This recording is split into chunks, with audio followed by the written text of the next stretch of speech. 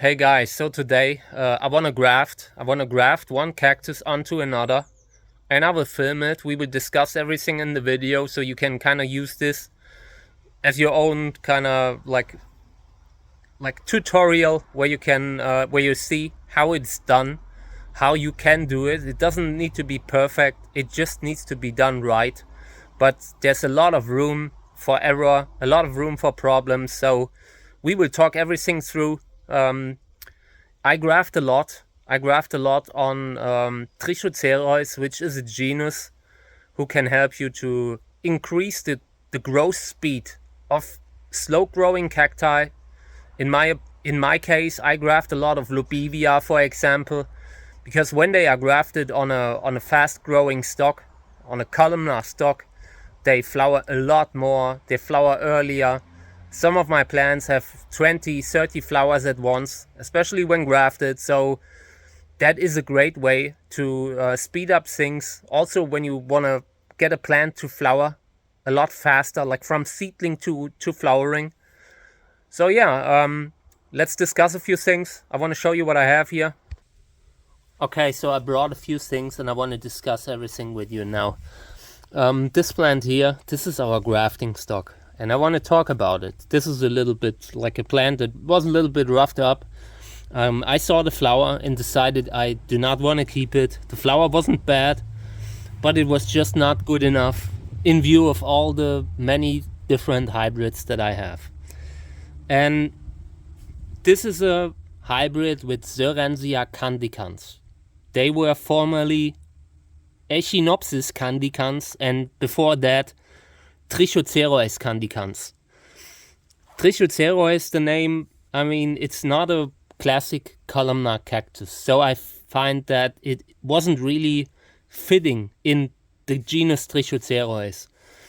Echinopsis is also not a small clumping Echinopsis like in sensu stricto, so I don't know. It might be well kept in the genus Sorensia where it is now, but that is something that other people have to decide, not me. I decided that I would just, I don't know, I don't want to delve too deep into nomenclature or all kinds of things around names, because the situation is complicated enough and it will take decades of DNA testing to verify where a certain plant belongs. And yeah, I don't have the energy for that. So this is Sorensia candicans, and I use them because they have a pretty big diameter. This is a relatively young plant, maybe 4 years old, 3-4 years. And yeah, like I said, this is something that I had pretty much in the shade. They are very tough, hardy plants. They can take a lot of neglect, which is why I like them. They take a lot of frost in winter, which is why I like them. Where I live, the weather during winter, the temperatures go down to -15 sometimes, and that is important for grafting stock, because a lot of people buy a lot of grafting stocks that they get for cheap, and then in the end, when the first winter comes, they do not survive the winter, the grafting stocks, of course. So, and in that case, you can lose the graft too, the scion. The scion is the thing that is grafted on top of the plant. This will be our grafting stock in our video. And it is really important that that grafting stock is hardy enough to make it through winter. Otherwise, what's the point? Because otherwise you will have to regraft it after the first year, if you are lucky that the grafting stock survives, that the scion survives, the little thing that is grafted on top.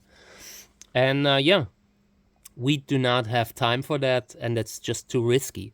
So we will use a grafting stock that takes frost, at least where I live. I mean, if you're living in like Brazil, that is okay. You will probably not have the hard frost that I have here. But any country with hard frost, you should take a look into what plants are really frost hardy grafting stocks. And not all cactus genera can be used for grafting. Not because, I mean, there are a few that just do not accept other science, other like plants that are grafted on top of them. But the bigger problem is that it just doesn't make sense. For example, if you graft an Echinopsis on top of an Echinopsis, you can do that, but you pretty much have the same graft, like the growth speed. It has to make sense in regards to the growth speed.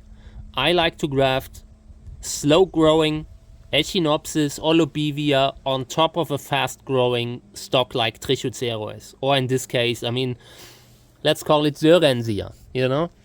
So what are great stocks? Columnar cacti are great stocks. Everything that like from the genus Trichocereus, they are usually very good stocks, but the diameter of the plant plays a big role. This one here has a decent diameter. This is pretty big, and therefore it is very useful for breeding. The thinner the plant, the more wiggly the grafting situation will become. So you end up with a graft and it's shaking around because you just do not get enough stability into your graft.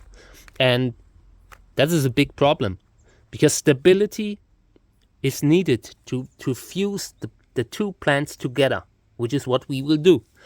We are basically turning them into one. They will still be, you can still see where like both are, but at some point they will even grow into each other, especially when it's two plants from the same genus. So I brought this here. So this is just paper. This is 70%, I think, 70% alcohol. Doesn't say. But it's a high percentage alcohol, but not so high that it evaporates. I just need a clean knife. I just want to disinfect my knife before I work. So let's do that first. The brand of the alcohol is absolutely not important. This is not an ad. It's just the type of product that I have here to disinfect stuff in the garden. Okay, so this is a bread knife, but everything smaller will do too. But I like bread knives because they have a very sharp blade.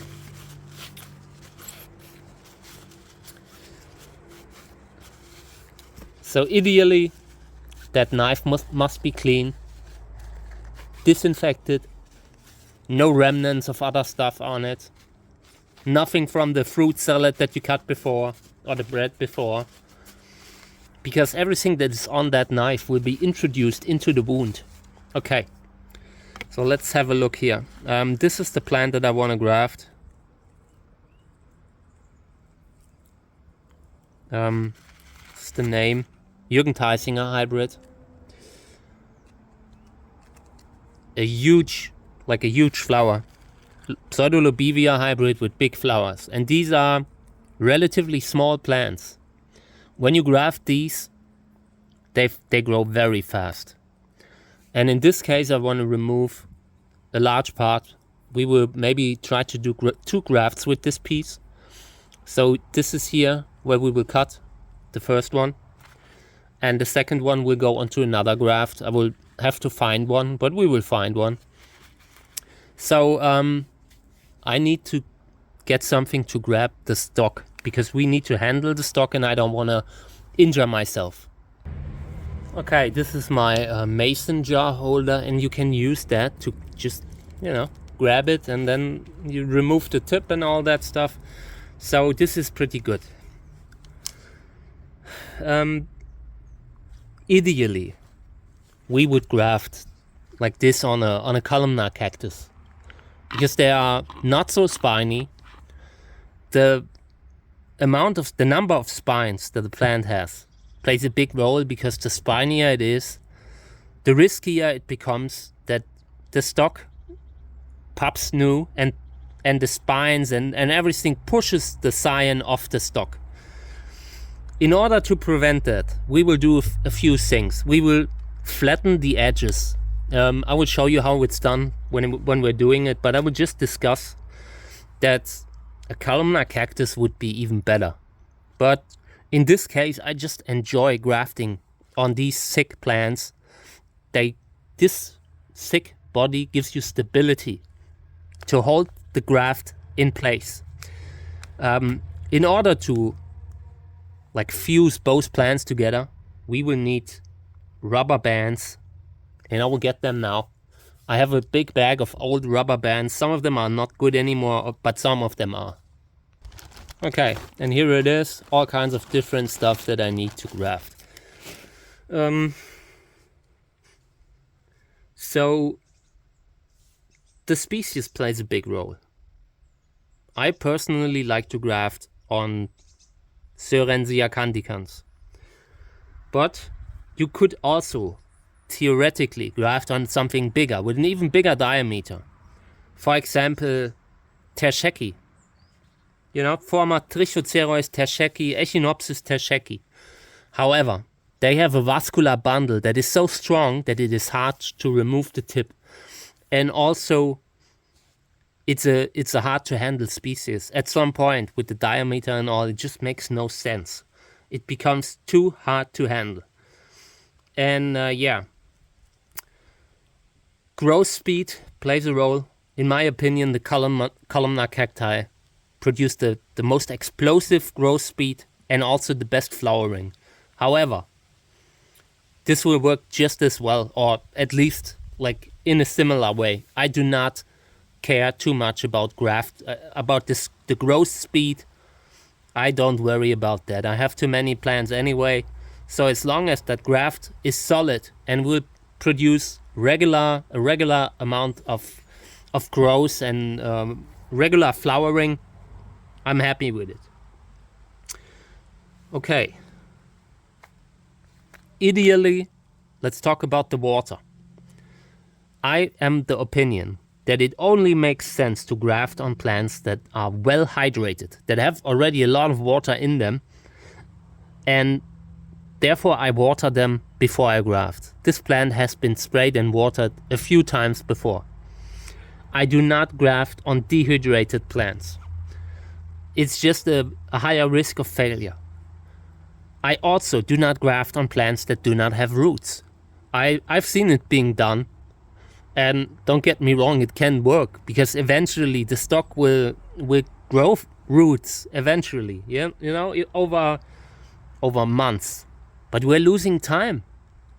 You are just losing time in comparison to grafting on a plant that already has a good root system. That is the only reason you graft on them, apart from the fact that one species grows faster than the other. But the big root system, that's what you want to make use of by grafting. So ideally, they have roots already. And I've like opinions differ about that, and everyone has their own style. And if you have no other option, then it can work. Don't get me wrong. But I'd rather graft on something that is already well rooted. So now we will take off the tip of the stock. Knife is disinfected. So let's discuss about the height of the cut. The bigger the stock, the more material you have at the stock, the better it is. The healthier the stock will be. It just has more material to produce chlorophyll and all. So let's cut here, because the more at the tip you cut, the more likely you still have some kind of like actively growing tip or like some kind of cells from the tip that will just result in the tip growing new growth again, which can happen in the wound, you know, in that area. If you would cut here now, I can show you, because that had happened recently. Let me show you how it looks like. So yeah, I just removed the tip to induce popping at the base, at this thing. But instead, I cut like too high, and the thing just grew a new tip. So this will continue to to grow. Maybe I can remove it, maybe not, but that isn't what I wanted. So we will cut somewhat deeper, a little bit deeper than what I did here. Okay, so let's do this. Cleaning up the knife again, because I've been handling it a few times, and when you put something down, you always get a little bit grass and stuff on it. So okay, I'd say we will do it here. Okay, I don't like that. But we will remove it anyway. So let's discuss what we did here. We removed this piece. This is just enough, and you can basically root this again and graft on it in a year or two. But let's just put it aside, that nobody steps on it. So now we have this this cut. And what the first thing that I will do is disinfect the knife again. A clean knife is one of the most important things.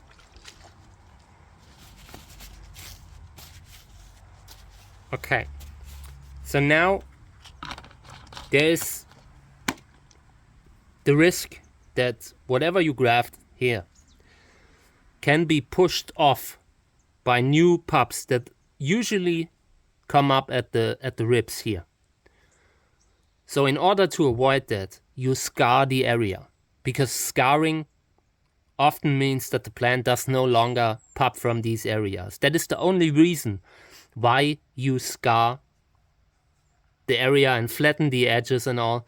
So let's do this. And I want to remove this because I do not like this kind of infected area. So we are just cutting this off,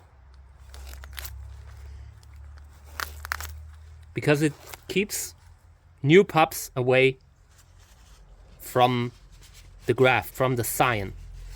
And you see there's already dirt on it, which is bad because it can induce an infection and all. So let's clean this up here. Okay, you've seen I removed the top piece here because that was already dirty, and I want to have a straight area. So let's even the area here a little bit, straighten it out a little bit, you know, so we have a straight workplace where you can graft this thing on. Okay, this is enough. So now we remove this too.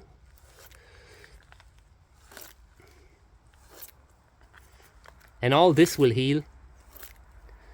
Just gotta be careful that I do not, like I always collect the spines. I do not want to have spines lying around here.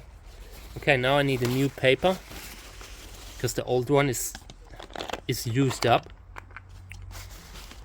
Okay, we will disinfect again now, the knife. Because now we will cut the piece that we want to graft in two. Okay, this is the piece, and this can give us two grafts. The top piece can be grafted and the bottom piece can be grafted too. So do not cut it like the bottom one too small, otherwise it will just shrivel up and you will lose it. So let's put this aside. Okay, let's put it on top of this. Okay.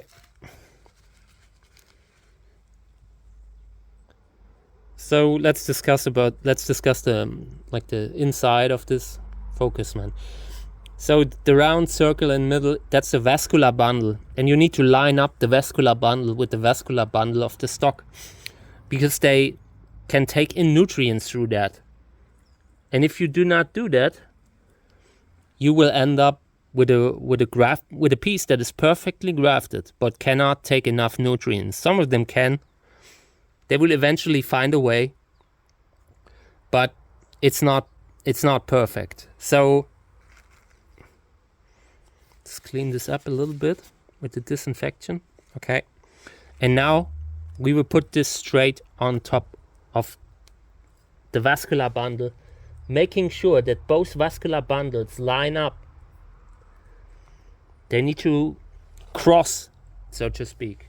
Okay, this is the position that I want to keep it in. Okay, and now we will use rubber bands to put it straight on it. And I usually try to put it below the pot first, so you do not have to pull so hard. You need to do this gently. Okay. Otherwise, there's a high risk that the position changes, and also that the rubber band just blows away. Like you end up with basically too much pressure. Okay. So, and I use a lot of rubber bands. I use sometimes 5, 6, as many as it takes. I'm not sure how I even did this. Okay.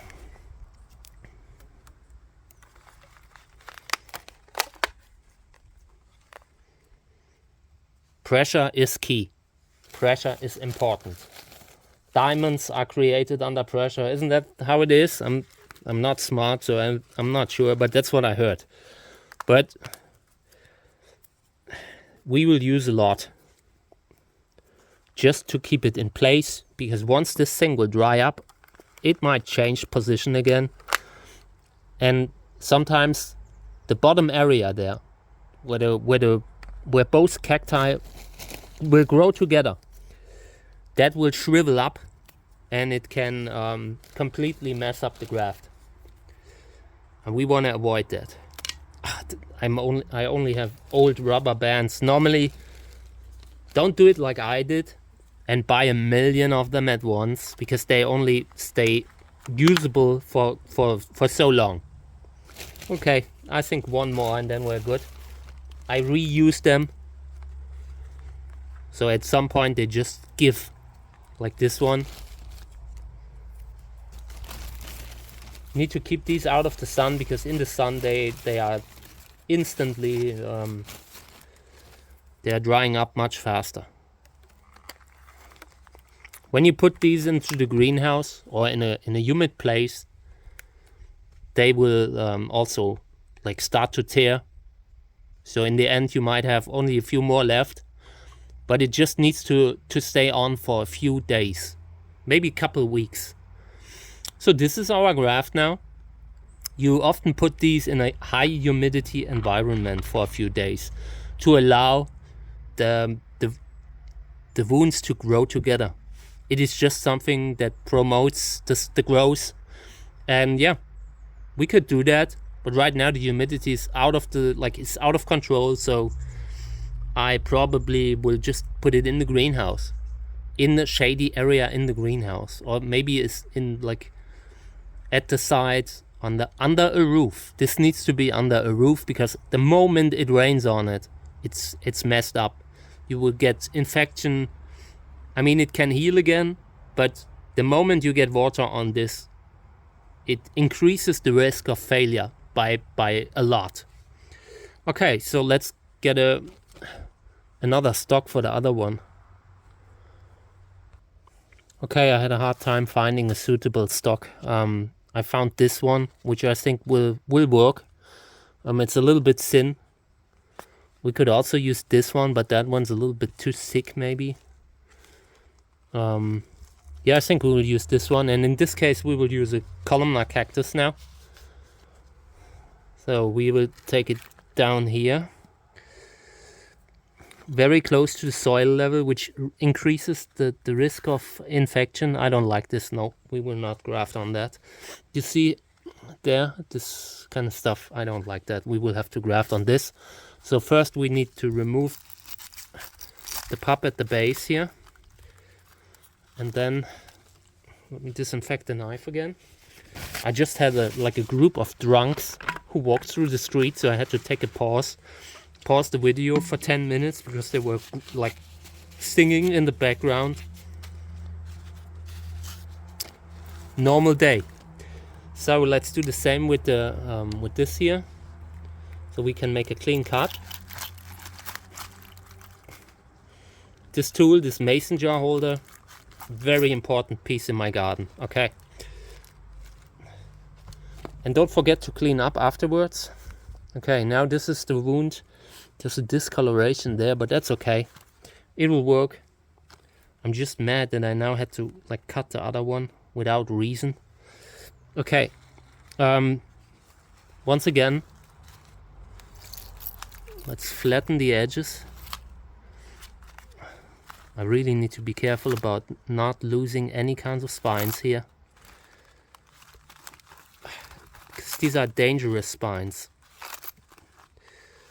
And I mean, there's a certain like way you do it usually, but it doesn't matter so much, you know, as long as you do it properly, keep the wounds clean. Okay.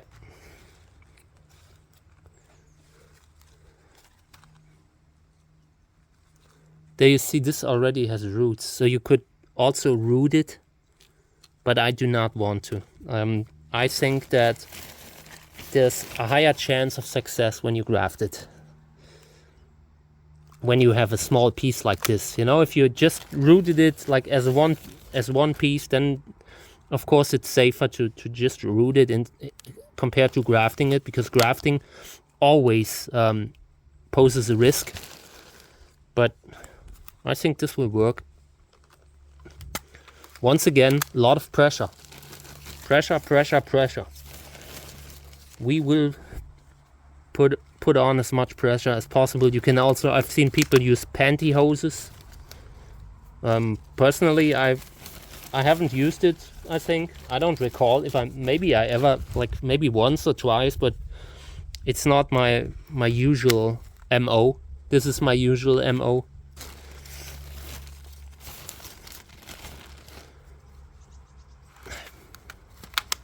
Okay, so let me move this into the shade. Okay, so now these two are our grafts.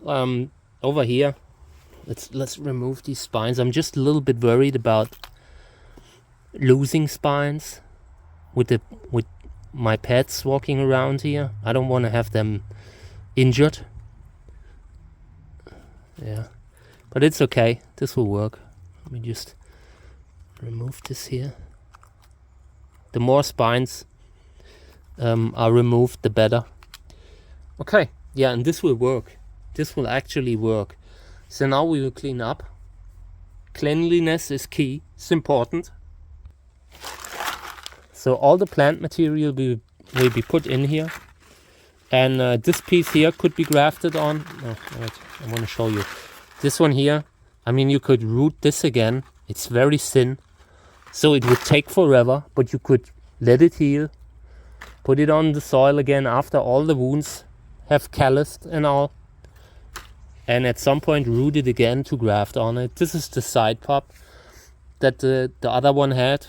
Also, you can, like the grafting stock, like the stock had, you can also root this, but I have no intention. Probably I'll put it aside. Maybe we will do. So now we need to find all the spines that we cut off. Okay. And all the rubber bands here. I don't want to have anything left in my garden for the little animals, the furry friends, to find. I seriously consider stopping with cactus breeding if I ever feel like it's not safe for them. Okay. So let's see, I have a few more here, but I need to first look for other grafting stocks. Okay, this is a Lubivia hybrid. I always try to find matching sizes for the stock.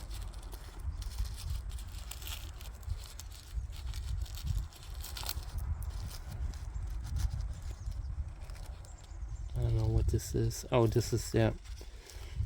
I don't know, these are very small. Let me show you. Sometimes, yeah, but this could work. This could actually work. Let me see if I can clean up the other stock here. Let's see if we can, but first we need to disinfect the wounds again. The knife again.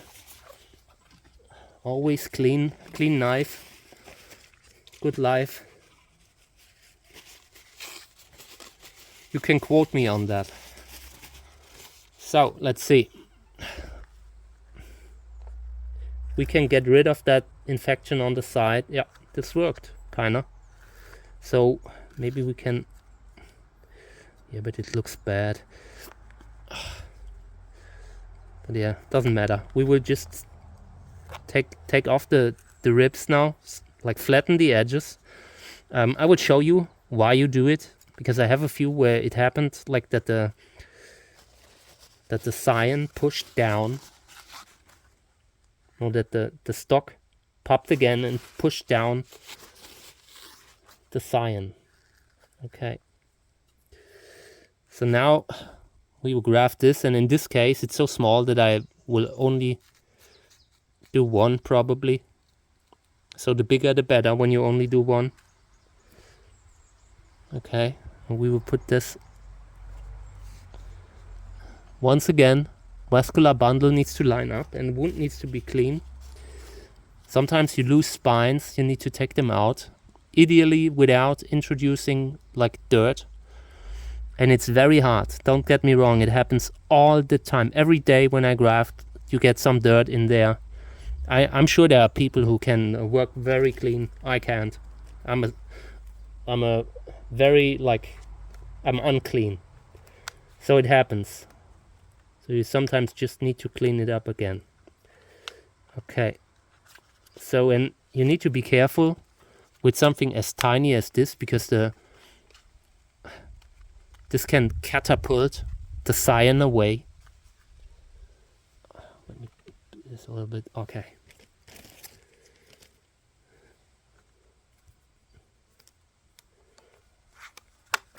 Okay. Yeah, this could work actually. So now we made use of our stock that we started with. So this is a column, and this could like produce a lot of flowers within short time. Okay, so now we will remove all the pieces here, because we do not want them rotting in the pot. Okay. Also into the bucket of stuff. Okay, yeah. So now this is the top piece. This can needs to callus. The wound needs to heal first, and then you can root it again and graft on it again. You can do this endlessly, but let me warn you, this can cause like viral infections. If you have one virus in this whole batch, then you will spread it from plant to plant. So grafting is basically the #1 virus infection reason with stuff like mosaic virus in cacti, because what you're doing is mechanical inoculation. So yeah, this is this one. So both of these are the same. So these need labels now. And this one here is the other one. This one. Okay. There's one more inside here. Maybe I'll graft it, maybe not. We'll see. It's already a little bit late in the season. And now we will discuss a few more things. Like we will have a look at older grafts and discuss problems that happened during grafting. But first we will need to find a spot for these. We could put them in the shade or in the greenhouse. I decided I would put it in the greenhouse because the U is high here. Always double check for spines.